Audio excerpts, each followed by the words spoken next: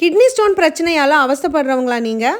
அதோட immunity increase பண்ணுற உணவாக எடுத்துக்கோங்கன்னு டாக்டர் சொல்கிறாரு. ஆனால் எது எடுத்தால் பெட்டர்னு தெரியலையா? உங்களுக்கு ஒரு பெஸ்ட் சஜஷனோட வந்திருக்கேன். சிறு பசலைக்கீரை இல்லை தர பசலைக்கீரைன்னு கூட இதை சொல்லுவாங்க. இது எங்கே பார்த்தாலுமே வாங்கிடுங்க. நம்ம சாப்பிட்றதுலே இதுதான் ரொம்ப ஸ்மாலஸ்ட் கீரை வகை. கொடி பசலைக்கீரைன்றது வேற, கன்ஃபியூஸ் ஆயிக்காதீங்க. ரொம்ப ரொம்ப முக்கியமான விஷயம், கேன்சர் செல்ஸை கூட வளர விடாமல் தடுக்கிறதுக்கு இந்த கீரையில் அவ்வளோ சக்தி இருக்குது. இன்னொன்று, பீரியட்ஸ் டைமில் ஹெவி பிளட் லாஸ் ஆகுறவங்க கண்டிப்பாக இதை எடுத்துக்கணும். உங்களுக்கு ரொம்ப ஸ்ட்ரெங்தனிங்காக இருக்கும். அடி வயிற்று வலியை கூட இது நல்லாவே குறைக்குது. கிராமத்து ஸ்டைலில் ரொம்ப சிம்பிளாக ருசியாக எப்படி பண்ணுறதுன்னு பார்க்கலாம். இது தரையில் வளர்றதுனால 4லிருந்து 5 முறையாவது கழுவி சுத்தம் பண்ணி சேர்த்துக்கோங்க. 4 கை கீரை, ஒரு லெமன் சைஸ் புளி, 3 பச்சை மிளகாய், 1 கப் தண்ணி ஊற்றி வேக விட்டுருங்க.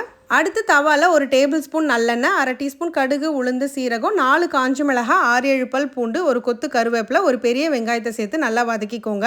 இது கூட ஒரு பெரிய தக்காளி சேர்த்து நல்லா வதக்கிட்டு வெந்துகிட்டு இருக்க கீரையில இதையும் சேர்த்து மறுபடியும் ஒரு 5 நிமிஷம் வேக விடுங்க. தண்ணி நல்லா சுண்டி இருக்கும். இதை நம்ம சட்டியில சேர்த்து கடைஞ்சிக்க போறோம். உங்ககிட்ட சட்டி இல்லைன்னா நீங்க மிக்சியில அரைச்சிக்கலாம். ஸோ வெந்த கீரை, தக்காளி, வெங்காயம் இது எல்லாத்தையும் மண் சட்டியில மாத்திட்டு 1 டீஸ்பூன் கல் உப்பு சேர்த்து மத்துல நல்லா கடைஞ்சிருங்க.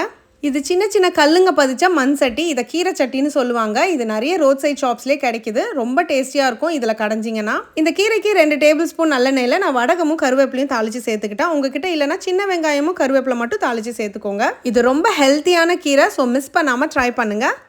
எப்படி